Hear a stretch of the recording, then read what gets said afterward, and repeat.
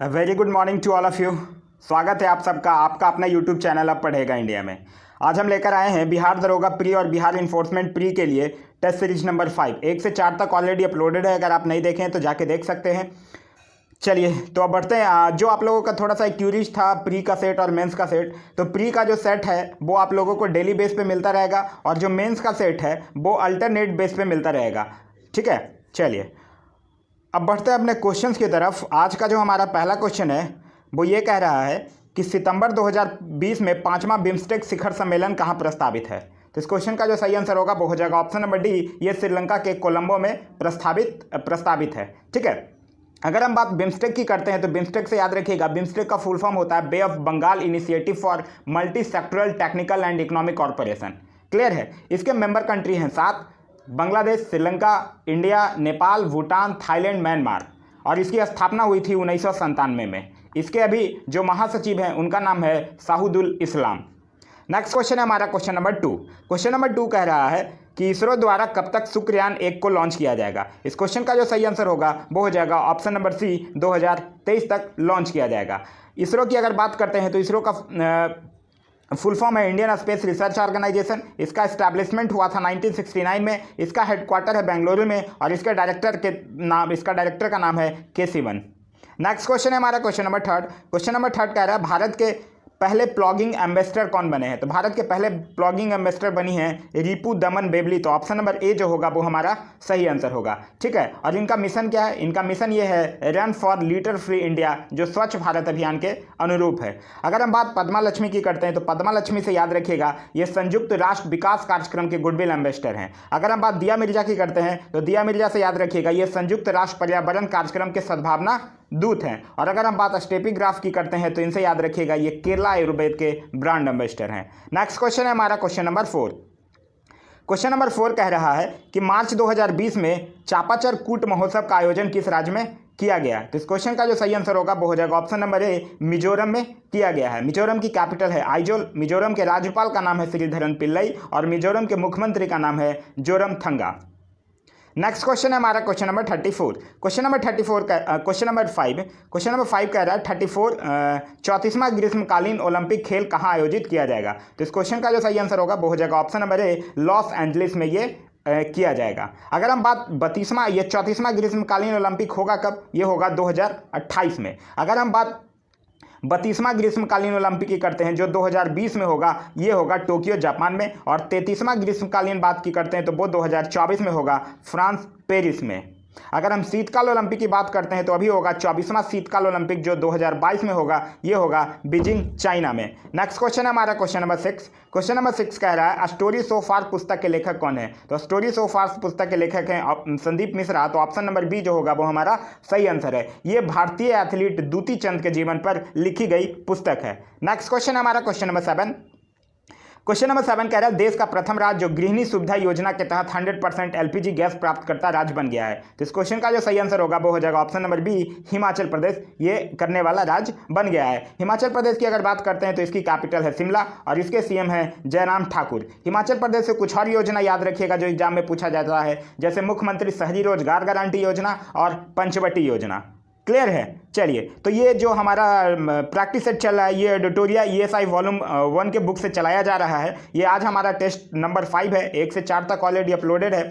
अब एक चीज़ और आप लोगों के साथ मैं डिस्कस करना चाह रहा हूँ कि बहुत सारे लोगों का क्यूरीज था टाइम और स्पीड को लेकर। तो आप ये दोनों चीज़ मैनेज नहीं हो सकता है, तो आप लोग बेस्ट पॉसिबल बताइए कि आप लोग क्या चाहते हैं। कुछ लोगों का कहना है कि स्पीड स्लो कीजिए, अगर मैं स्पीड स्लो करूंगा तो टाइम का ड्यूरेशन बढ़ेगा। कुछ लोगों का कहना है कि टाइम ड्यूरेशन कम कीजिए।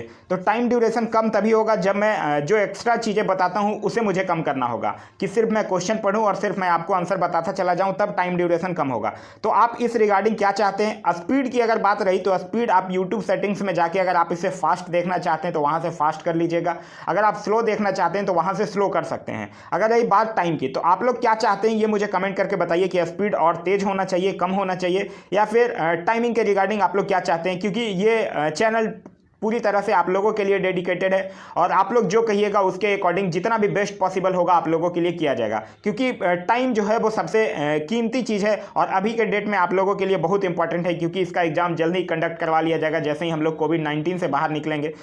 तो जल्द ही पॉसिबिलिटी है कि एग्ज़ाम करवा लिया जाएगा। तो आप लोग अपना पूरा टाइम यूटिलाइज कीजिए।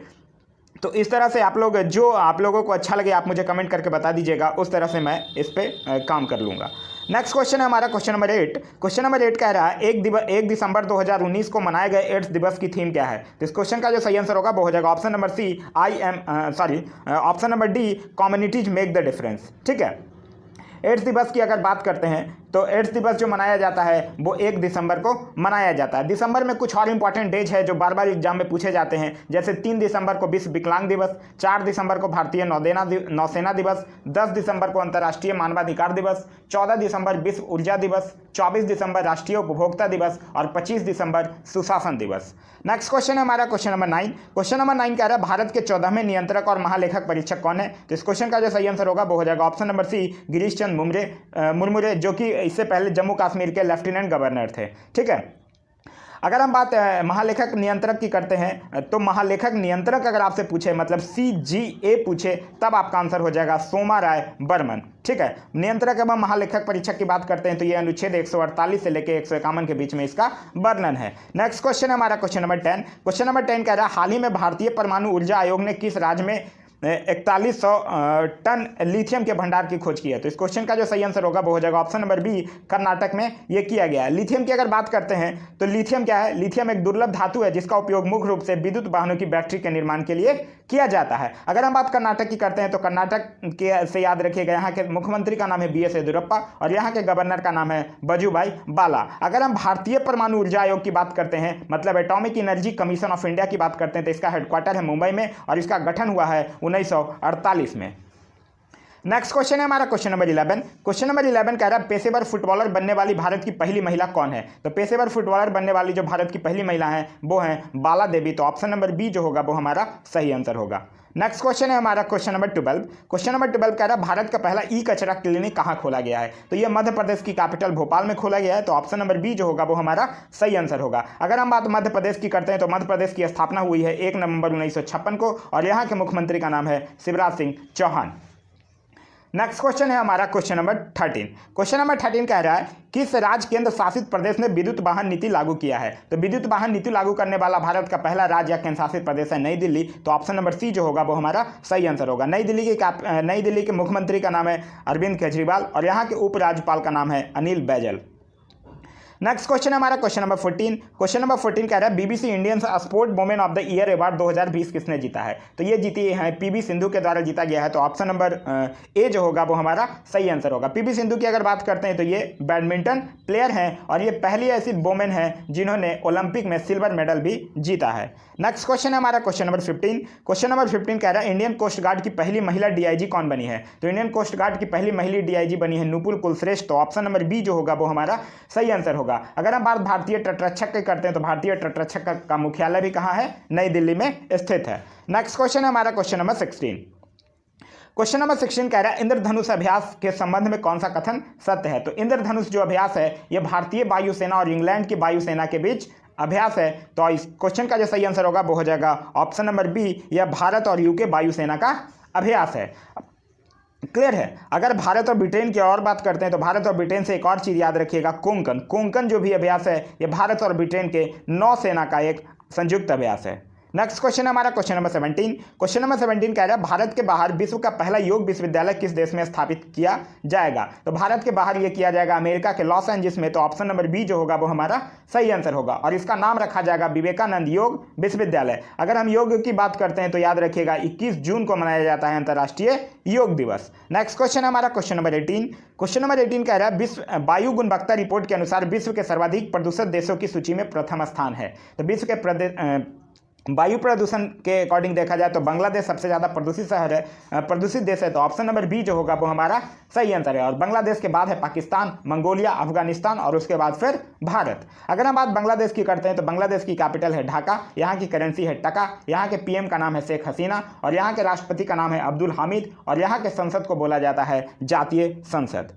नेक्स्ट क्वेश्चन है हमारा क्वेश्चन नंबर 19। क्वेश्चन नंबर 19 कह रहा है भारत के नए मुख्य सूचना आयुक्त कौन बने हैं? तो भारत के नए मुख्य सूचना आयुक्त जो बने हैं वो बिगल जुल्फा बने हैं। तो ऑप्शन नंबर बी जो होगा वो हमारा सही आंसर है। नेक्स्ट क्वेश्चन है हमारा क्वेश्चन नंबर 20। क्वेश्चन नंबर 20 कह रहा है जन औषधि दिवस भारत में कब मनाया जाता है? तो जन औषधि दिवस जो है वो 7 मार्च को मनाया जाता है। तो ऑप्शन नंबर डी जो है वो सही आंसर है। और इसका उद्देश्य क्या है? जेनरिक दवाओं के बारे में जागरूकता फैलाना है। अगर हम बात और मार्च से कुछ इंपॉर्टेंट डेज की करते हैं तो याद रखिएगा 3 मार्च को मनाया जाता है विश्व वन्यजीव दिवस, 8 मार्च को मनाया जाता है अंतर्राष्ट्रीय महिला दिवस, 15 मार्च को मनाया जाता है विश्व उपभोक्ता अधिकार दिवस, 22 मार्च को मनाया जाता है हमारा बिहार दिवस या फिर विश्व जल दिवस, 23 मार्च को मनाया जाता है विश्व मौसम विज्ञान दिवस और 27 मार्च को मनाया जाता है विश्व रंगमंच दिवस। नेक्स्ट क्वेश्चन है हमारा क्वेश्चन नंबर 21। क्वेश्चन नंबर 21 कह रहा है किस राज्य ने वंदे उत्कल जननी को राजगीत का दर्जा प्रदान किया है? तो इस क्वेश्चन का जो सही आंसर होगा वो हो जाएगा ऑप्शन नंबर सी यानी उड़ीसा के द्वारा ये किया गया है। अगर हम उड़ीसा की बात करते हैं तो यहाँ के सीएम का नाम है नवीन पटनायक और यहाँ के गवर्नर का नाम है गणेशी लाल। उड़ीसा से कुछ और योजना याद रखिएगा जो एग्जाम में पूछा जाता है, जैसे कालिया योजना, बलराम योजना, सुनेत्रा योजना, जल साथी कार्यक्रम, सौर जल निधि योजना, निर्माण कुसुम योजना, ये सब उड़ीसा सरकार के द्वारा चलाया गया है। नेक्स्ट क्वेश्चन है हमारा क्वेश्चन नंबर 22। क्वेश्चन नंबर 22 कह रहा है Gandhi Hinduism the struggle against Jinnah के पुस्तक के लेखक कौन है? तो इस पुस्तक के लेखक हैं मोहम्मद जावेद अकबर। तो ऑप्शन नंबर ए जो होगा वो हमारा सही आंसर होगा। नेक्स्ट क्वेश्चन है क्वेश्चन नंबर 23। क्वेश्चन नंबर 23 कह रहा है भारतीय वायुसेना ने पहली बार स्वदेशी जेट जैव ईंधन का प्रयोग किस विमान में किया है? तो ये किया है AN-32 में। तो ऑप्शन नंबर सी जो है वो हमारा सही आंसर है। अभी तत्कालीन वायुसेना के अध्यक्ष हैं RKS भदौरिया जो कि वायुसेना के 26वें अध्यक्ष हैं। नेक्स्ट क्वेश्चन है हमारा क्वेश्चन नंबर 24। क्वेश्चन नंबर 24 कह रहा है निम्नलिखित झीलों में से कौन सी पूर्णतः संयुक्त राज्य अमेरिका में स्थित है? तो इस क्वेश्चन का जो सही आंसर होगा वो हो जाएगा ऑप्शन नंबर ए मिशिगन झील। ठीक है, उत्तरी अमेरिका के अगर महान झीलों की बात करते हैं तो महान झील के अंतर्गत मिशिगन झील, सुपीरियर झील, ऑन्टेरियो झील, ह्यूरोन झील और ईरी झील ये सब आता है, लेकिन इसमें से जो मिशिगन है वो पूरी तरह से USA में स्थित है।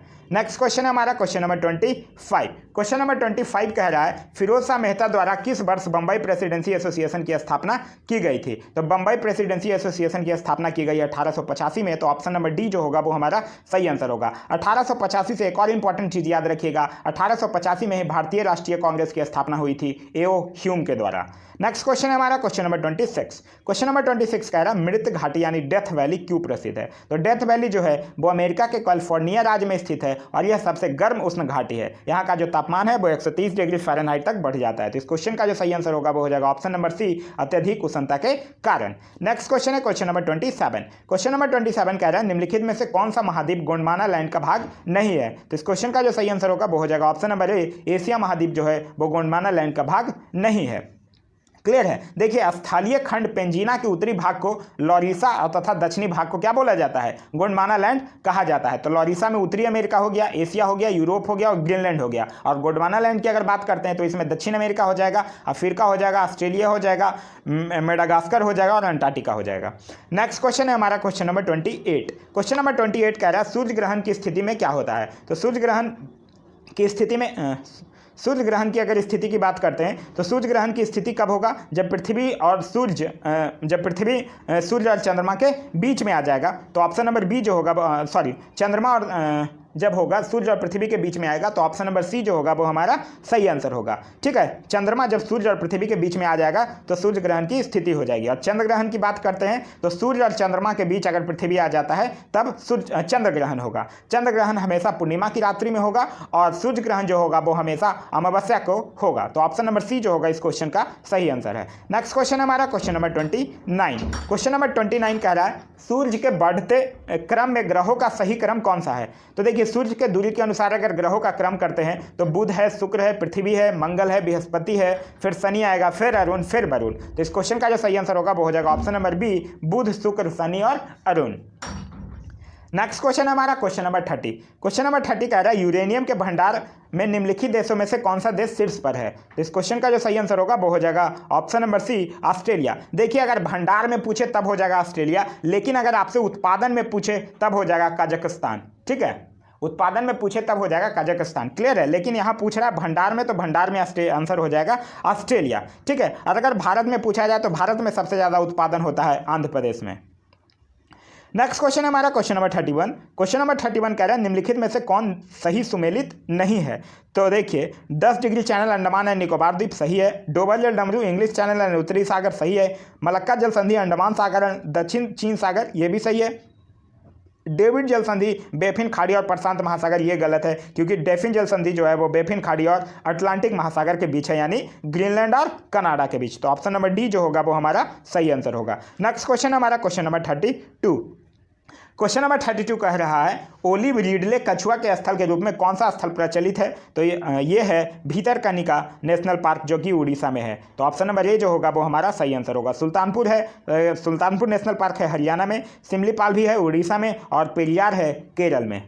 नेक्स्ट क्वेश्चन है हमारा क्वेश्चन नंबर 33। क्वेश्चन नंबर 33 कह रहा है विश्व के कुल जनसंख्या का कितना प्रतिशत जनसंख्या भारत में निवास करता है। तो इस क्वेश्चन का जो सही आंसर होगा वो हो जाएगा ऑप्शन नंबर सी 17.5%। अगर हम बात देश की कुल जनसंख्या की करते हैं तो है 121.08 करोड़, जनसंख्या घनत्व है 382 व्यक्ति प्रति वर्ग किलोमीटर, साक्षरता दर है 73% और लिंगानुपात है 943। नेक्स्ट क्वेश्चन है हमारा क्वेश्चन नंबर 34। क्वेश्चन नंबर 34 कह रहा है किस वन क्षेत्र को पृथ्वी का फेफड़े के रूप में जाना जाता है। तो ये जाना जाता है अमेजन वर्षा वन को। तो ऑप्शन नंबर ए जो होगा वो हमारा सही आंसर होगा। क्यों? क्योंकि सबसे ज़्यादा ऑक्सीजन यहीं से मिलता है। लगभग पृथ्वी पर जितना ऑक्सीजन की पृथ्वी के ऑक्सीजन का 20% से ज़्यादा भाग जो ऑक्सीजन है वो इसी वर्षा वनों के द्वारा उत्पादित होता है। नेक्स्ट क्वेश्चन है हमारा क्वेश्चन नंबर 35। क्वेश्चन नंबर 35 कह रहा है निम्नलिखित में से कौन ओजोन परत को सर्वाधिक नुकसान पहुंचाता है। तो ओजोन परत को सबसे ज़्यादा जो नुकसान पहुंचाता है वो है क्लोरोफ्लोरोकार्बन यानी CFC। तो ऑप्शन नंबर डी जो होगा वो हमारा सही आंसर होगा। क्लोरीन, फ्लोरीन और ऑक्सीजन से बना ये क्या है? एक मानव निर्मित गैस है जो रेफ्रिजरेटर और वातानुकूलित यंत्रों में शीतरक के रूप में प्रयोग किया जाता है। नेक्स्ट क्वेश्चन है हमारा क्वेश्चन नंबर 36। क्वेश्चन नंबर 36 कह रहा है पारिस्थितिकी तंत्र की संकल्पना को किसने प्रस्तावित किया था। तो इस क्वेश्चन का जो सही आंसर होगा वो हो जाएगा AG ट्रांसले के द्वारा 1955 में सबसे पहले पारिस्थितिकी तंत्र संकल्पना को प्रस्तावित किया गया था। नेक्स्ट क्वेश्चन है हमारा क्वेश्चन नंबर 37। क्वेश्चन नंबर 37 कह रहा है सूची 1 को सूची 2 के साथ मिलान करने के लिए तो राजस्थान मैच करेगा भरतपुर के साथ, मध्य प्रदेश की बात करते हैं तो मध्य प्रदेश मैच करेगा बाधमगढ़ के साथ, जम्मू कश्मीर मैच करेगा डचीग्राम के साथ और कर्नाटक मैच करेगा बांदीपुर के साथ। अगर हम बात और करते हैं राजस्थान की तो राजस्थान से और याद रखिएगा desert national park, Ranthambore, Sariska, Keoladeo. MP Madhya Pradesh की अगर बात करते हैं तो मध्य प्रदेश से याद रखिएगा बांधवगढ़, जीवास, कान्हा, मांधव, पेच, सतपुड़ा, वन विहार ये सब MP में है। जम्मू कश्मीर की अगर बात करते हैं तो यहाँ से याद रखिएगा city forest, दचीग्राम, Hemis, Kishtwar.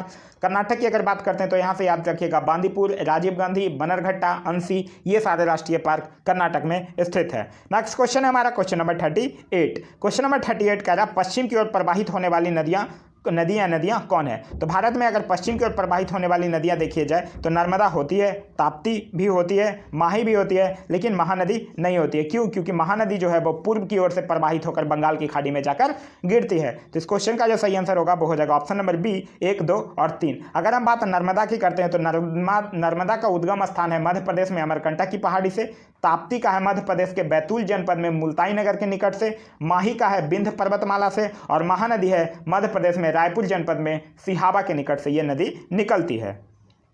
Next question है हमारा क्वेश्चन नंबर 39। क्वेश्चन नंबर 39 कह रहा है भारतीय कृषि के निम्न उत्पादकता का प्रमुख कारण नहीं है। तो देखिए भारतीय कृषि के निम्न उत्पादकता का प्रमुख कारण जो नहीं है वो है सहकारी कृषि। क्यों? क्योंकि सहकारी कृषि जो है उत्पादकता वृद्धि का साधन है। क्यों? क्योंकि इसमें होता क्या है सहकारी कृषि में कि इसके तहत छोटे छोटे किसान जो है वो संयुक्त रूप से मिलकर कृषि का कार्य करते हैं। नेक्स्ट क्वेश्चन है हमारा क्वेश्चन नंबर 40। क्वेश्चन नंबर 40 कह रहा है प्रसिद्ध हिल स्टेशन कोडाई इन कनाल कहाँ स्थित है। तो ये स्थित है पलानी पहाड़ियों में। तो ऑप्शन नंबर बी जो होगा वो हमारा सही स्थित है और यह है कहाँ? तमिलनाडु में। तमिलनाडु से और भी कुछ याद रखिएगा हिल स्टेशन जैसे ऊटी हो गया, कोटगिरी हो गया, कोटलिम हो गया, एरकाड हो गया, ये सब इसी में स्थित है। कोडाई कनाल का हाइट है 2133 मीटर। नेक्स्ट क्वेश्चन है हमारा क्वेश्चन नंबर 41। क्वेश्चन नंबर 41 कह रहा है निम्नलिखित में से कौन सी फसल श्वेत स्वर्ण के नाम से जानी जाती है। तो ये जूट को जाना जाता है, कपास को जाना जाता है। तो ऑप्शन नंबर सी जो होगा वो हमारा सही आंसर होगा। ठीक है, कपास को श्वेत स्वर्ण के रूप में जाना जाता है और कपास की अगर बात करें तो इसके लिए जो सबसे उपयुक्त मिट्टी है वो है काली मिट्टी। अगर हम बात मक्का की करते हैं तो मक्का जो है वो सबसे ज़्यादा होता है अमेरिका में, भारत में सबसे ज़्यादा होगा कर्नाटक में। कपास सबसे ज़्यादा चीन में, भारत में गुजरात में। जूट की अगर बात करते हैं तो पूरे विश्व में सबसे ज़्यादा भारत में और भारत में सबसे ज़्यादा पश्चिम बंगाल में। गन्ना की बात करते हैं तो पूरे विश्व में सबसे ज़्यादा ब्राज़ील में और भारत में सबसे ज़्यादा उत्तर प्रदेश में।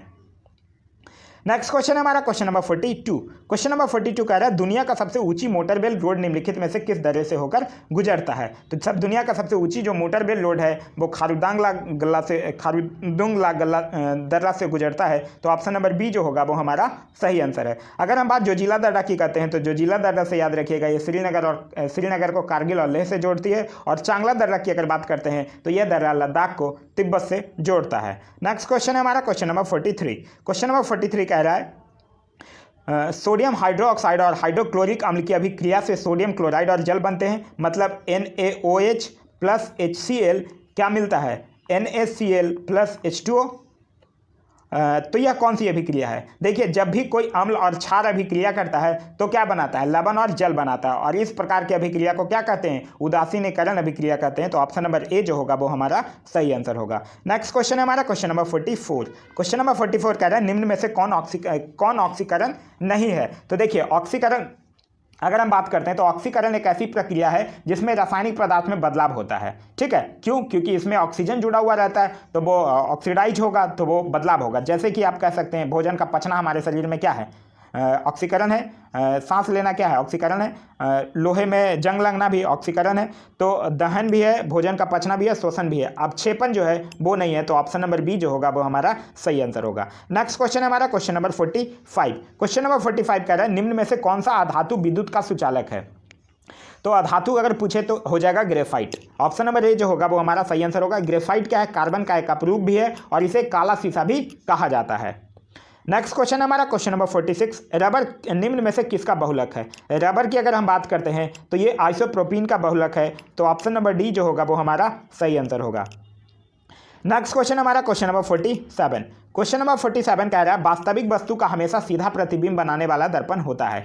तो इस क्वेश्चन का जो सही आंसर होगा, देखिए सीधा प्रतिबिंब की अगर बात करते हैं तो ये उत्तल दर्पण में भी बनता है और समतल दर्पण में भी बनता है, अवतल में नहीं बनता है। तो ऑप्शन नंबर डी जो होगा वो हमारा सही आंसर होगा। ठीक है, उत्तल दर्पण में प्रत्येक दशा में क्या होता है, जो प्रतिबिंब होगा वो दर्पण के पीछे सीधा और आभासी बनेगा। और समतल दर्पण में भी प्रतिबिंब जो होगा वो हमेशा सीधा बनेगा और काल्पनिक और वस्तु के बराबर बनेगा। अगर हम बात उत्तल दर्पण की करते हैं तो उत्तल दर्पण का जो उपयोग है वो साइड मिरर में किया जाता है।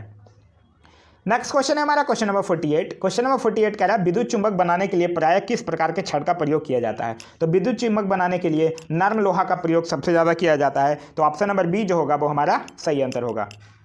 नेक्स्ट क्वेश्चन है हमारा क्वेश्चन नंबर 48 हो गया। नेक्स्ट क्वेश्चन हमारा क्वेश्चन नंबर 49। क्वेश्चन नंबर 49 कह रहा है ध्वनि तरंगों की प्रकृति होती है। तो ध्वनि तरंगों की जो प्रकृति होती है वो अनुदैर्घ्य होता है। तो ऑप्शन नंबर ए जो होगा वो हमारा सही आंसर होगा। ठीक है, ऐसा तरंग जिसके माध्यम से कण तरंग के चलने की दिशा के समानांतर कंपन करते हैं उसी को हम लोग क्या बोलते हैं, अनुदैर्घ्य तरंग कहते हैं। जैसे वायु एवं गैस में ध्वनि का जो संचरण होता है वो अनुदैर्घ्य तरंग के रूप में होता है, जबकि ठोस और द्रवों में अनुप्रस्थ तथा अनुदैर्घ्य दोनों ही प्रकार की तरंगे द्वारा ध्वनि ऊर्जा का संचारण संभव हो सकता है। नेक्स्ट क्वेश्चन है हमारा क्वेश्चन नंबर 50। क्वेश्चन नंबर 50 कह रहा है निम्न में से कौन सा मिश्रण का पृथक्करण विधियां हैं। मिश्रण का पृथक्करण विधियां मतलब कौन कौन सा मेथड यूज किए जाते हैं सेपरेशन के लिए। तो रवाकरण भी, निस्सादन भी, आसवन भी, उदरपातन भी। तो इस क्वेश्चन का जो सही आंसर होगा वो हो जाएगा ऑप्शन नंबर डी, इनमें से सभी। नेक्स्ट क्वेश्चन हमारा क्वेश्चन नंबर 51। क्वेश्चन नंबर 51 कह रहा है मनुष्य में मादा जनन अंग से किस हार्मोन का स्राव होता है। तो इस क्वेश्चन का जो सही आंसर होगा, देखिए एस्ट्रोजन होता है, रिलैक्सिन होता है, प्रोजेस्टेरोन होता है। तो इस क्वेश्चन का जो सही आंसर होगा वो हो जाएगा ऑप्शन नंबर डी, उपयुक्त सभी। नेक्स्ट क्वेश्चन हमारा क्वेश्चन नंबर 52 है। क्वेश्चन नंबर 52 कह रहा है सुमेलित करने के लिए अगर हम बात टोकोफेरोल की करते हैं तो ये विटामिन ए की ई का केमिकल नाम है। ठीक है, और ये किसके साथ मैच करेगा, ये मैच करेगा जनन क्षमता में कमी के साथ। अगर हम नेफ्रोथोकोबिनोन की बात करते हैं तो ये विटामिन के का रासायनिक नाम है और ये मैच करेगा चोट लगने पर रक्त का थक्का जमने से अधिक रक्तस्राव। थायमिन की अगर बात करते हैं तो ये विटामिन B1 का है केमिकल नेम, और विटामिन B1 का बात करते हैं तो ये बेरीबेरी के साथ मैच करेगा। साइकोकोबालामीन की अगर बात करते हैं तो साइकोकोबालामीन B12 का रासायनिक नाम है और ये मैच करेगा रक्त क्षीणता एवं तंत्र की गड़बड़ियां से। नेक्स्ट क्वेश्चन हमारा क्वेश्चन नंबर 53। क्वेश्चन नंबर 53 कह रहा है अमीबा में भोजन का अंत ग्रहण किसके द्वारा होता है। तो इस क्वेश्चन का जो सही आंसर होगा वो हो जाएगा ऑप्शन नंबर ए, यानी कूटपाद के द्वारा होता है। अमीबा की अगर बात करते हैं तो अमीबा जीवित प्राणियों की तरह ही अपना भोजन ग्रहण करता है और वह हर प्रकार के कार्बनिक कणों जीवित अथवा निर्जीव का भंजन करता है। ठीक है, इन भोजन कणों के लिए वह कूटपदों से घेर लेता है, फिर कूटपदों को भोजन का कण तरल के साथ अन्य धामी के रूप में कोसारम में पहुंच जाता है। तो इस क्वेश्चन का जो सही आंसर होगा वो हो जाएगा ऑप्शन नंबर ए, कूटपाड। नेक्स्ट क्वेश्चन है हमारा क्वेश्चन नंबर 54। क्वेश्चन नंबर 54 कह रहा है रक्त में ग्लूकोज की मात्रा नियंत्रित करता है, तो ये होता है इंसुलिन के कारण। तो ऑप्शन नंबर डी जो होगा वो हमारा सही आंसर होगा। देखते हैं जब किसी को शुगर हो जाता है यानी उसकी जो बॉडी है वो इंसुलिन का स्राव करना बंद कर देती है और इसी के लिए फिर उसे बाहर से इंसुलिन की सुई दी जाती है। नेक्स्ट क्वेश्चन है हमारा क्वेश्चन नंबर 55। क्वेश्चन नंबर 55 कह रहा है निम्न में से कौन सा सबसे छोटा जीव है, तो सबसे छोटा जीव है माइकोप्लाज्म। तो ऑप्शन नंबर डी जो है वो हमारा सही आंसर है। माइकोप्लाज्म से याद रखिएगा ये एक ऐसा जीवधारी है जिसमें कोशिका भीति भी नहीं पाया जाता है। ठीक है, माइकोप्लाज्म जो है वो सबसे सूक्ष्म सजीव है। और इसकी खोज किसने किया था? इसकी खोज किया था फ्रांस के इनोकॉर्ट तथा इरॉक्स ने।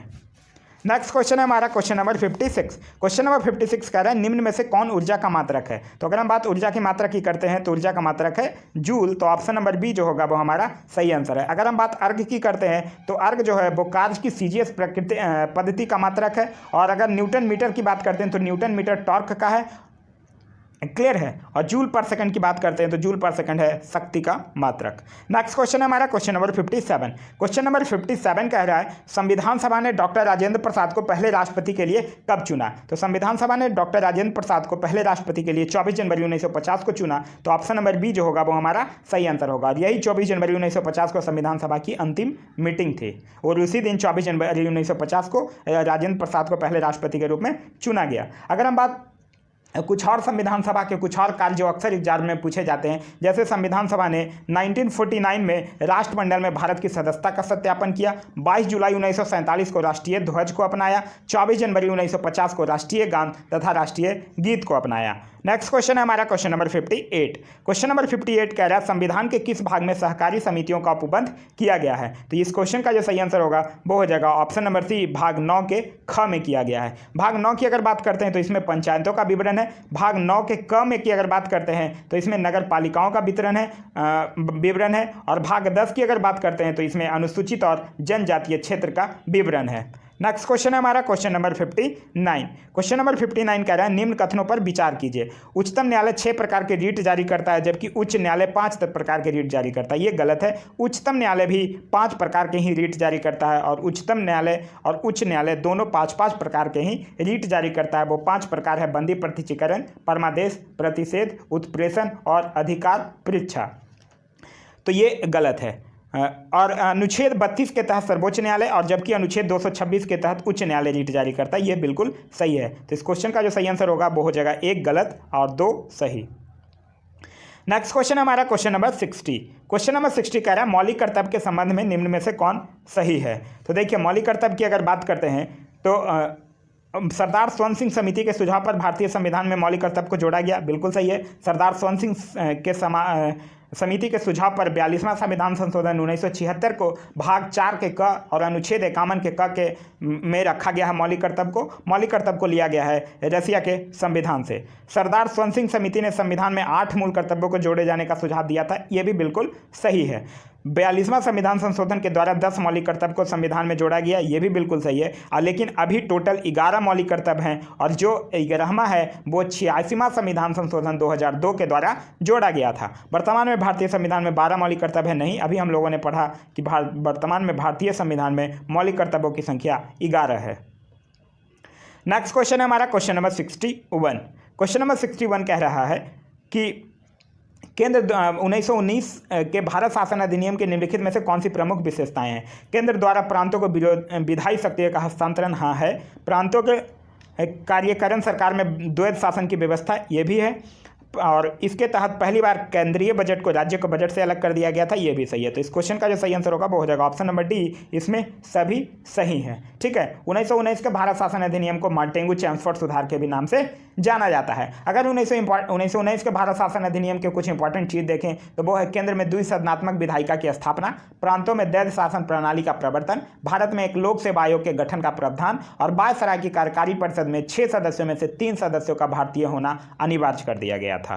नेक्स्ट क्वेश्चन है हमारा क्वेश्चन नंबर 62। क्वेश्चन नंबर 62 कह रहा है स्वतंत्र भारत के पहले मंत्रिमंडल में रेलवे एवं परिवहन मंत्रालय का जिम्मा किसको सौंपा गया था। तो इस क्वेश्चन का जो सही आंसर होगा वो हो जाएगा option number C, doctor John Mathai को ये जिम्मा सौंपा गया था। अगर हम बात आर के सेठी यानी आर के शनमुगम सेठी की बात करते हैं तो इनको वित्त विभाग मिला था। ठीक है, आसफ अली की अगर बात करते हैं तो आसफ अली से याद रखिएगा इनको रेलवे विभाग मिला था, लेकिन स्वतंत्र भारत के मंत्रिमंडल में नहीं, अंतरिम मंत्रिमंडल में इनको रेलवे विभाग मिला था। सरदार वल्लभ भाई पटेल को भी अंतरिम मंत्रिमंडल में गृह, सूचना तथा प्रसारण मंत्री का कार्यभार मिला था।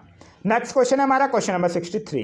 क्वेश्चन नंबर 63 कह रहा है कि 42वां संविधान संशोधन द्वारा समाजवादी शब्द जोड़ा गया। तो 42वां संविधान संशोधन 1976 के द्वारा मात्र एक बार प्रस्तावना में संशोधन हुआ है और 3 शब्द जोड़े गए हैं, उसी में से एक शब्द है समाजवादी। तो ऑप्शन नंबर ए जो होगा वो हमारा सही आंसर होगा। ठीक है, नेक्स्ट क्वेश्चन है हमारा क्वेश्चन नंबर 64। क्वेश्चन नंबर 64 कह रहा है निम्नलिखित में से कौन राज्य के नीति निर्देशक सिद्धांत नहीं है। तो कुटीर उद्योगों का विकास करना, ये तो नीति निर्देशक सिद्धांत है। आजीविका के पर्याप्त साधनों का अधिकार, ये भी है। अल्पसंख्यकों की भाषा, लिपि या संस्कृति का संरक्षण, ये नहीं है। क्यों? क्योंकि अल्पसंख्यकों की भाषा, लिपि और संस्कृति का जो संरक्षण है ये मौलिक अधिकार है और ये अनुच्छेद 29 में इसका विवरण है। ठीक है, अगर हम राज्य पोषण और जीवन स्तर को बढ़ाने और सार्वजनिक स्वास्थ्य में सुधार करने का प्रयास, तो ये भी नीति निर्देशक सिद्धांत में है। नेक्स्ट क्वेश्चन है हमारा क्वेश्चन नंबर 65। क्वेश्चन नंबर 65 कह रहा है निम्नलिखित में से कौन राज्य उच्च न्यायालय के अधिकार क्षेत्र में नहीं आता है। तो यह निचली अदालतों से अपील सुन सकता है, ये बिल्कुल सही है। यह मौलिक अधिकार को बहाल करने के लिए रिट जारी कर सकता है, ये भी बिल्कुल सही है। यह नीचे की अदालतों पर नियंत्रण करता है, ये भी बिल्कुल सही है। यह 2 राज्यों के बीच नदी जल विवाद का फैसला करता है, ये नहीं है। क्यों? क्योंकि 2 राज्यों के बीच नदी जल पर विवाद फैसला देने का अधिकार जो है वो उच्च न्यायालय के पास नहीं है, उच्चतम न्यायालय के पास है। ठीक है, अगर हम बात उच्च न्यायालय की करते हैं तो उच्च न्यायालय जो है वो 214 अनुच्छेद में है और सर्वोच्च यानी उच्चतम न्यायालय जो है वो 124 अनुच्छेद में है। नेक्स्ट क्वेश्चन है हमारा क्वेश्चन नंबर 66। क्वेश्चन नंबर 66 कह रहा है निम्नलिखित में से कौन सी समिति योजना आयोग द्वारा गठन किया गया था। तो योजना आयोग द्वारा जो समिति गठन किया गया था वो था GBK राव समिति, यानी ऑप्शन नंबर बी। ठीक है, और ये जो है वो ग्रामीण विकास और गरीबी उन्मूलन कार्यक्रम की समीक्षा करने के लिए इसको 1985 में गठन किया गया था। नेक्स्ट क्वेश्चन है हमारा क्वेश्चन नंबर 67। क्वेश्चन नंबर 67 कह रहा है लॉर्ड डलहौजी के शासनकाल में लागू व्यापक मतलब हड़प नीति के सिद्धांत के कारण ब्रिटिश साम्राज्य में शामिल किए गए राज्यों की सूची में शामिल नहीं है। तो इस क्वेश्चन का जो सही आंसर होगा वो हो जाएगा ऑप्शन नंबर सी, अवध। देखिए, सतारा की अगर बात करते हैं तो सतारा को तो शामिल किया गया था कब? 1848 में। अगर हम बात बघाट की करते हैं तो इसको शामिल कर लिया गया था, ये बघाट है तो नहीं है, ट होगा यहाँ पे, ये 1850 में किया गया था। झांसी की अगर बात करते हैं तो इसको 1853 में मिला लिया गया था व्यापक डॉक्ट्राइन ऑफ लैप्स के तहत। लेकिन अगर बात हम अवध की करते हैं तो इसको 1856 में ब्रिटिश साम्राज्य में कुशासन के आरोप में शामिल किया गया था। ठीक है, किस आरोप में? कुशासन के आरोप में। और एक क्वेश्चन और यहाँ पूछा जाता है कि जब अवध को ब्रिटिश साम्राज्य में कुशासन के आरोप में मिला लिया गया था उस समय अवध का नवाब कौन था? तो उस समय जो अवध का नवाब था वो था वाजिद अली शाह। लॉर्ड डलहौजी की अगर बात करते हैं तो इसका शासनकाल था 1848 से लेकर 1856। नेक्स्ट क्वेश्चन है हमारा क्वेश्चन नंबर 68। क्वेश्चन नंबर 68 कह रहा है सामाजिक धार्मिक सुधार आंदोलन के दौरान बाल विवाह रोकने के लिए शारदा अधिनियम कब पारित किया गया। तो शारदा अधिनियम पारित किया गया था 1930 में। तो ऑप्शन नंबर डी जो होगा वो हमारा सही आंसर होगा। ठीक है, 1930 में बहुत चीज़ें इंपॉर्टेंट चीज़ें हुई हैं जो अक्सर एग्जाम में पूछा जाता है। जैसे 2 जनवरी 1930 को स्वाधीनता दिवस मनाने की घोषणा की गई थी कि अब हम हर एक 26 जनवरी को स्वाधीनता दिवस मनाएंगे। 6 अप्रैल 1930 को सविनय अवज्ञा आंदोलन हुआ। 12 नवंबर 1930 को प्रथम गोलमेज सम्मेलन हुआ और 1930 में ही खुदाई खिदमतगार नामक संस्था की स्थापना की गई थी अब्दुल गफ्फार खान के द्वारा। नेक्स्ट क्वेश्चन है हमारा क्वेश्चन नंबर 69। क्वेश्चन नंबर 69 कह रहा है भारत में हुए किसान आंदोलन में प्रथम भारतीय किसान स्कूल की स्थापना किसके द्वारा की गई थी। तो इस क्वेश्चन का जो सही आंसर होगा वो हो जाएगा ऑप्शन नंबर बी, NG रंगा के द्वारा ये किया गया था। नेक्स्ट क्वेश्चन है हमारा क्वेश्चन नंबर 70। क्वेश्चन नंबर 70 कह रहा है इंडियन मिरर समाचार पत्र का संपादक किनके द्वारा किया जाता था। तो इंडियन मिरर समाचार पत्र की अगर बात करते हैं तो ये देवेंद्रनाथ टैगोर और मनमोहन घोष के द्वारा किया जाता है। तो ऑप्शन नंबर सी जो होगा वो हमारा सही आंसर है। और कब? 1861 में कलकत्ता में। क्लियर है? शिशिर कुमार घोष से याद रखिएगा अमृत बाजार पत्रिका। नेक्स्ट क्वेश्चन है हमारा क्वेश्चन नंबर 71। क्वेश्चन नंबर 71 कह रहा है ब्रिटिश भारत में प्रथम चाय बागान किस प्रांत में लगाया गया था। तो ब्रिटिश भारत में 1835 ईस्वी में सबसे प्रथम असम प्रांत में लगाया गया था। तो ऑप्शन नंबर सी जो होगा वो हमारा सही आंसर है। अगर हम बात चाय की करते हैं तो पूरे विश्व में चाइना जो है वो सबसे ज़्यादा चाय का उत्पादन करता है और पूरे भारत में सबसे ज़्यादा असम उत्पादन करता है। नेक्स्ट क्वेश्चन है हमारा क्वेश्चन नंबर 72। क्वेश्चन नंबर 72 कह रहा है स्वतंत्र भारत के प्रथम भारतीय गवर्नर जनरल कौन है। स्वतंत्र भारत के अगर प्रथम गवर्नर जनरल पूछेगा तब हो जाएगा लॉर्ड माउंटबेटन, लेकिन प्रथम भारतीय गवर्नर पूछेगा तब हो जाएगा सी राजगोपालाचारी, यानी option number D. Next question है हमारा क्वेश्चन नंबर 73। क्वेश्चन नंबर 73 कह रहा है कि कांग्रेस के किस अधिवेशन के दौरान पृथक निर्वाचन पद्धति को अस्वीकार किया गया था। तो ये किया गया था 1909 के लाहौर अधिवेशन में। तो ऑप्शन नंबर सी जो होगा वो हमारा सही आंसर होगा। और इसकी अध्यक्षता किसने किए थे? मदन मोहन मालवीय के द्वारा किया गया था। 1909 की इलाहाबाद अधिवेशन की बात करते हैं तो इसकी अध्यक्षता विलियम बेडरबन के द्वारा किया गया था। और 1908 के मद्रास अधिवेशन की बात करते हैं तो इसकी अध्यक्षता रास बिहारी घोष के द्वारा किया गया था। और इसी अधिवेशन में कांग्रेस संविधान का निर्माण किया गया था। नेक्स्ट क्वेश्चन है हमारा क्वेश्चन नंबर 74। क्वेश्चन नंबर 74 कह रहा है मुस्लिम लीग के द्वारा प्रत्यक्ष कार्यवाही दिवस कब मनाया जाता है। तो प्रत्यक्ष कार्यवाही दिवस मनाया जाता है 16 अगस्त 1946 को। तो ऑप्शन नंबर सी जो होगा वो हमारा सही आंसर होगा। क्लियर है? चलिए नेक्स्ट क्वेश्चन है हमारा क्वेश्चन नंबर 75। क्वेश्चन नंबर 75 कह रहा है निम्नलिखित में से कौन सा कथन जलियांवाला बाग के कांड के संबंध में सही नहीं है। जलियांवाला बाग कांड जांच के लिए हंटर समिति की गठन की गई थी, बिल्कुल सही है। सैफुद्दीन किचलू और डॉक्टर सतपाल की गिरफ्तारी के विरोध में सभा का आयोजन किया गया था, यह भी बिल्कुल सही है। इसके उपरांत गांधी जी ने केसरे हिंद की उपाधि लौटा दी थी, यह भी बिल्कुल सही है। रविन्द्रनाथ टैगोर ने नाइटहुड की उपाधि लौटा दी थी और जवाहरलाल बजाज ने राय बहादुर की उपाधि लौटा दी थी। इसके उपरांत गांधी जी ने सत्याग्रह का प्रथम सफल प्रयोग किया, ये गलत है। ठीक है, गांधी जी ने चंपारण में सत्याग्रह का सफल प्रयोग किया था। ठीक है, गांधी जी ऐसे सत्याग्रह का सर्वप्रथम प्रयोग तो दक्षिण अफ्रीका में किए थे, लेकिन भारत में सर्वप्रथम 1917 में चंपारण सत्याग्रह में किए थे। तो इस क्वेश्चन का जो सही आंसर होगा वो हो जाएगा option number D. Next question है हमारा क्वेश्चन नंबर 76। क्वेश्चन नंबर 76 कह रहा है बॉम्बे प्रेसिडेंसी एसोसिएशन के संस्थापक सदस्यों में शामिल थे। तो इस क्वेश्चन का जो सही आंसर होगा, देखिए अगर हम बात करते हैं फिरोज शाह मेहता ये भी शामिल थे, केटी तैलंग भी थे और बदरुद्दीन तैयब जी भी थे। मिट्टी कारपेंटर नहीं थे। तो ऑप्शन नंबर 1, 2, 3 यानी ऑप्शन नंबर बी जो होगा वो हमारा सही आंसर होगा। नेक्स्ट क्वेश्चन है हमारा क्वेश्चन नंबर 77। क्वेश्चन नंबर 77 कह रहा है एनी बेसेंट द्वारा निकाले जाने वाले समाचार पत्र शामिल हैं। तो एनी बेसेंट द्वारा जो समाचार पत्र निकाला जाता था वो था कॉमनवेल्थ और न्यू इंडिया। तो ऑप्शन नंबर 2 और 3 है, तो 2 और 3 हो जाएगा ऑप्शन नंबर बी में। तो ऑप्शन नंबर बी जो होगा वो हमारा सही आंसर होगा। एनी बेसेंट से याद रखिएगा ये 1917 में कलकत्ता अधिवेशन की अध्यक्षता की थी और ये प्रथम महिला अध्यक्ष बनी थी। नेक्स्ट क्वेश्चन है हमारा क्वेश्चन नंबर 78। क्वेश्चन नंबर 78 कह रहा है भारत में चांदी सर्वप्रथम किस काल में पाई गई थी। तो भारत में जो चांदी था वो सर्वप्रथम पाया गया था हड़प्पा सभ्यता काल में। तो ऑप्शन नंबर ए जो होगा वो हमारा सही आंसर होगा। हड़प्पा सभ्यता काल की बात करते हैं तो सिंधु घाटी सभ्यता की खोज राय बहादुर दयाराम साहनी के द्वारा किया गया था और इसका समय टेन्योर है 2400 ईसा पूर्व से लेकर 1700 ईसा पूर्व।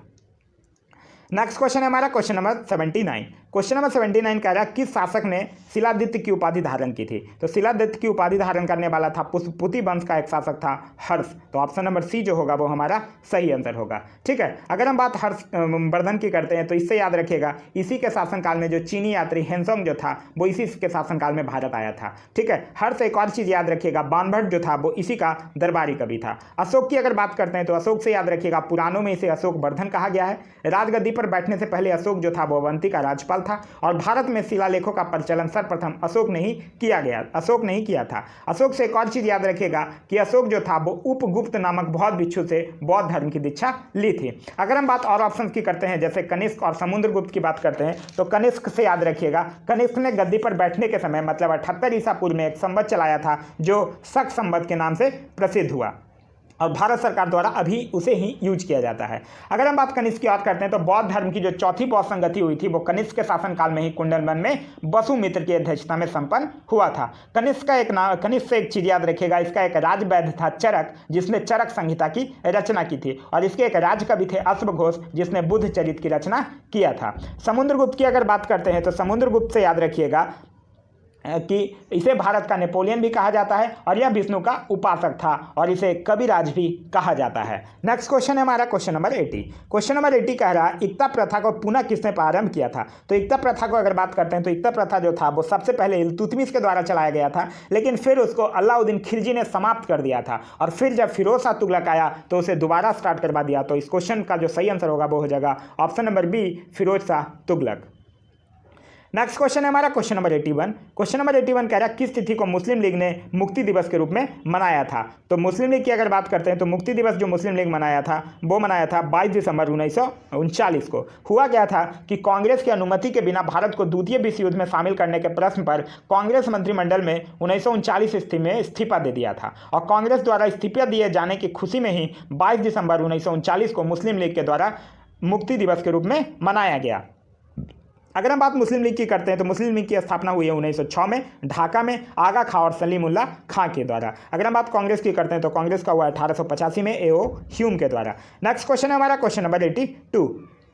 क्वेश्चन नंबर 82 कह रहा है प्रसिद्ध विक्रमशिला विश्वविद्यालय की स्थापना भागलपुर बिहार में किस शासक के द्वारा किया गया है। तो इस क्वेश्चन का जो सही आंसर है वो हो जाएगा ऑप्शन नंबर सी, ये धर्मपाल के द्वारा किया गया है जो एक पाल वंश का शासक था। ठीक है, इसने सोमपुर महाविहार का भी निर्माण धर्मपाल ने ही करवाया था। क्लियर है। अगर हम बात और ऑप्शंस की करते हैं तो देवपाल से याद रखिएगा कि देवपाल जो था इसने नालंदा में एक बौद्ध विहार बनवाने के लिए 5 गांव दान में दिए थे और इसने ओदंतपुरी जो बिहार के प्रसिद्ध बौद्ध मठ का निर्माण भी इसी ने करवाया था। अगर हम बात गोपाल की करते हैं तो गोपाल से याद रखिएगा ये पाल वंश का संस्थापक था और इसने ओदंतपुरी विश्वविद्यालय की स्थापना की थी।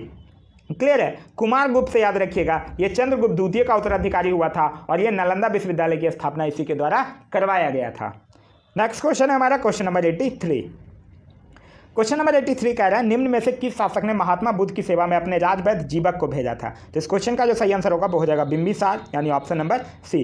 बिंबिसार ने ही राजवैद्य जीवक को अपने भगवान बुद्ध की सेवा में नियुक्त किया गया था। ठीक है। बिंबिसार से ये भी याद रखिएगा ये जो था वो अवंती राज के अनुरोध पर अपने राजवैद्य जीवक को उज्जैन भी भेजा था। ठीक है। बिंबिसार जो था वो जैन साहित्य में इसको श्रेणिक कहा गया है। अगर हम बात और ऑप्शन की करते हैं तो अजातशत्रु से याद रखिएगा अजातशत्रु जो था वो अपने पिता बिंबिसार की हत्या करके सिंहासन पे बैठा था और इसीलिए अजातशत्रु को प्रीतिहीनता भी कहा जाता है। ठीक है। इसने एक राजगृह में एक स्तूप का भी निर्माण करवाया था और इसी के शासनकाल में राजगृह में प्रथम बौद्ध संगति का भी आयोजन किया गया था। अगर हम बात बिंदुसार की करते हैं तो यह आजीवक संप्रदाय के अनुयायी था और वायु पुराण में इसे भद्रसार कहा गया है। ठीक है। बिंदुसार के शासनकाल में तक्षशिला में 2 विद्रोह का वर्णन है और इस विद्रोह को दबाने के लिए बिंदुसार ने पहले सुसीम को भेजा और फिर बाद में अशोक को भेजा था। अगर हम बात अशोक की करते हैं तो अशोक से याद रखिएगा कि अशोक जो था वो बिंदुसार का उत्तराधिकारी हुआ और अशोक ने बौद्ध धर्म के प्रचार के लिए अपने पुत्र महेंद्र और अपनी पुत्री संघमित्रा को श्रीलंका भेजा था। नेक्स्ट क्वेश्चन है हमारा क्वेश्चन नंबर 84। क्वेश्चन नंबर 84 कह रहा है किसके शासनकाल में इब्न बतूता भारत आया था। तो इब्न बतूता जो था वो मोहम्मद बिन तुगलक के शासनकाल में भारत आया था। तो इसका जो सही आंसर होगा वो हो जाएगा ऑप्शन नंबर ए। ठीक है। और इब्न बतूता जो था वो लगभग 1333 ईस्वी में भारत आया था और सुल्तान जो था मतलब मोहम्मद बिन तुगलक जो था वो इसे दिल्ली का काजी नियुक्त किया और फिर 1342 ईस्वी में सुल्तान ने इसे अपने राजदूत के रूप में चीन भेजा था। ठीक है। अगर हम बात मोहम्मद बिन तुगलक की करते हैं तो मोहम्मद बिन तुगलक से याद रखिएगा इसे स्वप्नशील पागल एवं रक्त पिपासु भी कहा जाता है और ये अपनी राजधानी जो था वो दिल्ली से देवगिरी ले गया था और उसका नाम दौलताबाद रखा। नेक्स्ट क्वेश्चन है हमारा क्वेश्चन नंबर 85। क्वेश्चन नंबर 85 कह रहा है हड़प्पा सभ्यता किस प्रकार की सभ्यता थी। तो हड़प्पा सभ्यता जो थी वो कांस्य युगीन सभ्यता है। तो ऑप्शन नंबर बी जो होगा वो हमारा सही आंसर है। हड़प्पा सभ्यता से याद रखिएगा इसकी लिपि जो थी वो भाव चित्रात्मक थी जो बाईं से दाईं ओर की ओर लिखी जाती थी। हड़प्पा सभ्यता की प्रमुख फसलें थी गेहूं और जौ और स्वतंत्रता प्राप्ति की अगर बात करें तो स्वतंत्रता प्राप्ति के बाद सर्वाधिक हस्तस्थल गुजरात में खोजा गया है। नेक्स्ट क्वेश्चन है हमारा क्वेश्चन नंबर 86। क्वेश्चन नंबर 86 कह रहा है तारीख मुबारक शाही नामक पुस्तक किसके द्वारा रचित है। तो इस क्वेश्चन का जो सही आंसर होगा वो हो जाएगा ऑप्शन नंबर सी, यानी जो ये पुस्तक है वो अहमद सरहिंदी के द्वारा रचित पुस्तक है। तो ऑप्शन नंबर सी जो होगा वो हमारा सही आंसर होगा। नेक्स्ट क्वेश्चन है हमारा क्वेश्चन नंबर 87। क्वेश्चन नंबर 87 कह रहा है निम्नलिखित में से किस वायसराय का कार्यकाल सबसे लंबा रहा है। तो देखिए अगर हम बात लॉर्ड वेलेस्ली की करते हैं तो लॉर्ड वेलेस्ली का जो कार्यकाल था वो है 1798 से लेकर 1805 तक। क्लियर है। अगर हम बात लॉर्ड कर्जन की करते हैं तो इसका है 1899 से लेकर 1905 और लॉर्ड लिंथिंगो की बात करते हैं तो इसका है 1936 से लेकर 1944 और लॉर्ड इरविन की बात करते हैं तो इसका है 1926 से लेकर 1931। क्लियर है। तो सबसे ज़्यादा किसका है लॉर्ड वेलेस्ली का है। तो ऑप्शन नंबर ए जो होगा वो हमारा लॉर्ड वेलेस्ली का नहीं, सबसे ज़्यादा लॉर्ड लिंथिंगो का है। तो इसका जो सही आंसर होगा वो हो जाएगा option number C. Next question है हमारा क्वेश्चन नंबर 88। क्वेश्चन नंबर 88 कह रहा है अहमदाबाद सत्याग्रह के प्रमुख नेता कौन थे? तो अहमदाबाद सत्याग्रह के प्रमुख नेता थे महात्मा गांधी। तो ऑप्शन नंबर बी जो होगा वो सही आंसर होगा। महात्मा गांधी से इन्हीं ने अहमदाबाद में पहली बार भूख हड़ताल भी ये अहमदाबाद मिल मजदूरों के हड़ताल 1918 ईस्वी के समर्थन में ही किया था। ठीक है, चलिए नेक्स्ट क्वेश्चन है हमारा क्वेश्चन नंबर 89। क्वेश्चन नंबर 89 कह रहा है ज्ञान योग, कर्मयोग, राजयोग किसके द्वारा रचित पुस्तक थी? तो ज्ञान योग, कर्मयोग और राजयोग सब ये स्वामी विवेकानंद के द्वारा रचित पुस्तक है। तो ऑप्शन नंबर सी जो होगा वो हमारा सही आंसर होगा। स्वामी विवेकानंद से और भी कुछ याद रखिएगा, इन्होंने 1887 में कलकत्ता में बेलूर मठ की स्थापना की थी और 1897 में रामकृष्ण मिशन की स्थापना भी किया था। नेक्स्ट क्वेश्चन हमारा क्वेश्चन नंबर 90। क्वेश्चन नंबर 90 कह रहा है सुरेंद्र नाथ बनर्जी द्वारा स्थापित संस्था निम्न में से कौन सी थी? तो इस क्वेश्चन का जो सही आंसर होगा वो हो जाएगा option number C Indian association. और इंडियन एसोसिएशन की स्थापना सुरेंद्र नाथ बनर्जी और आनंद मोहन बोस के द्वारा 1876 ईस्वी में किया गया था। ईस्ट इंडिया एसोसिएशन की बात करते हैं तो इसकी स्थापना 1866 में दादा भाई नौरोजी के द्वारा किया गया था। नेक्स्ट क्वेश्चन है हमारा क्वेश्चन नंबर 91। क्वेश्चन नंबर 91 कह रहा है विजेंद्र कुमार सिंह किस खेल से संबंधित है? तो विजेंद्र कुमार सिंह जो हैं वो मुक्केबाज हैं और ये हरियाणा से बिलोंग करते हैं। तो ऑप्शन नंबर सी जो होगा वो हमारा सही आंसर होगा। नेक्स्ट क्वेश्चन है क्वेश्चन नंबर 92। सॉकर किस खेल का दूसरा नाम है? तो ये जो है वो फुटबॉल का दूसरा नाम है और इसमें खिलाड़ियों की संख्या 11 होती है। क्वेश्चन नंबर 93 कह रहा है कि विश्व में भारत के अलावा 15 अगस्त को ही स्वतंत्रता दिवस किन किन देशों का मनाया जाता है? तो 15 अगस्त को ही स्वतंत्रता दिवस मनाया जाता है नॉर्थ कोरिया का, साउथ कोरिया का, कांगो, बहरीन, ये सब का मनाया जाता है 15 अगस्त को। तो यहाँ ऑप्शन नंबर बी कोरिया जो होगा वो हमारा सही आंसर होगा। नेक्स्ट क्वेश्चन है हमारा क्वेश्चन नंबर 94। क्वेश्चन नंबर 94 कह रहे हैं अंतर्राष्ट्रीय महिला दिवस 2020 का थीम क्या था? अंतर्राष्ट्रीय महिला दिवस हर साल 8 मार्च को मनाया जाता है और इस बार का जो थीम था वो है I am generation equality realising women's right. तो ऑप्शन नंबर ए जो होगा वो हमारा सही आंसर होगा। नेक्स्ट क्वेश्चन है हमारा क्वेश्चन नंबर 95। क्वेश्चन नंबर 95 कह रहा है एंटोनॉमी विज्ञान की एक शाखा है जिसमें क्या अध्ययन किया जाता है? तो देखिए एंटोनॉमी यानी शारीरिकी या फिर शरीर रचना विज्ञान उसको बोला जाता है। यह जीव विज्ञान और आयुर्विज्ञान की एक शाखा है जिसके अंतर्गत किसी जीवित वस्तु का विच्छेदन कर उसके अंग प्रत्यंग की रचना का अध्ययन किया जाता है। तो इस क्वेश्चन का जो सही आंसर होगा वो हो जाएगा ऑप्शन नंबर ए जानवरों एवं पौधों की संरचना।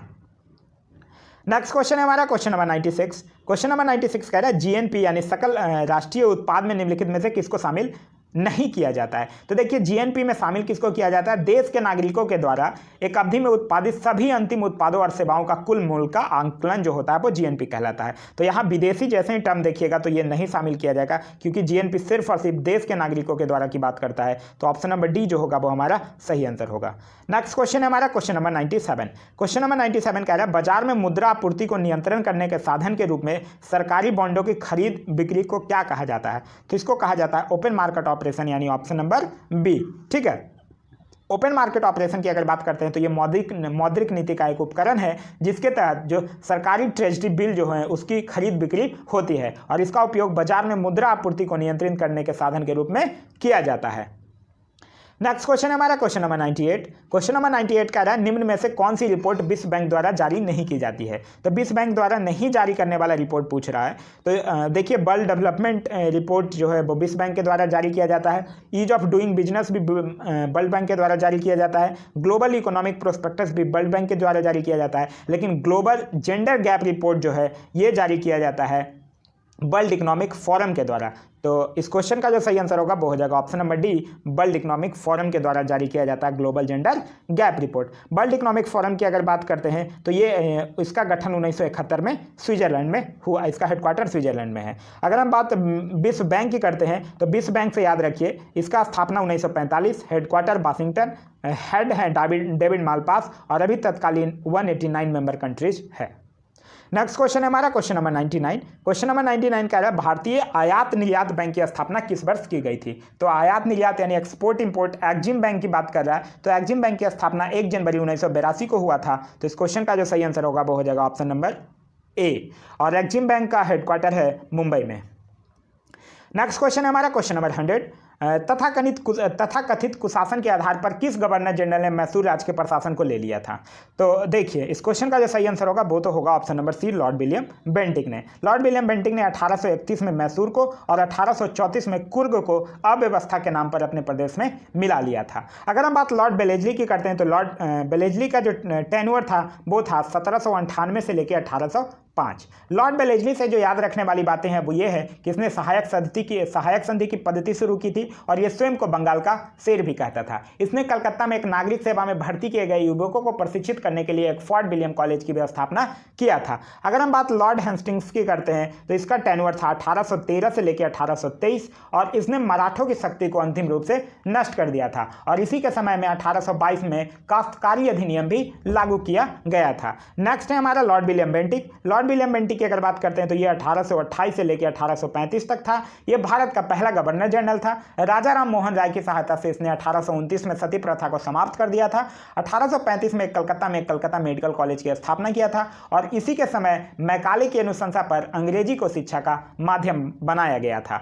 नेक्स्ट है हमारा ऑप्शन है लॉर्ड हेडिंग। लॉर्ड हेडिंग का टेन्योर था 1844 से लेकर 1848 और इससे जो याद रखने वाली बात है वो ये है कि इसने नर बलि प्रथा पर प्रतिबंध लगा दिया था। तो ये था हमारा आज का प्रैक्टिस सेट नंबर 5 जो कि एडिटोरियल ESI वॉल्यूम 1 बुक से चलाया जा रहा है।